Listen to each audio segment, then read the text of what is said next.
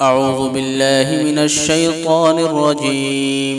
بسم الله الرحمن الرحيم. الحمد لله رب العالمين، الرحمن الرحيم، مالك يوم الدين. إياك نعبد وإياك نستعين. اهدنا الصراط المستقيم، صراط الذين أنعمت عليهم غير المغضوب عليهم ولا الضالين.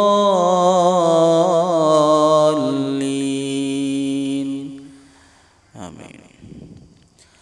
أرأيت الذي يكذب بالدين فذلك الذي يدع اليتيم ولا يحض على طعام المسكين. فويل للمصلين الذين هم عن صلاتهم ساهون، الذين هم يراءون ويمنعون الماعون.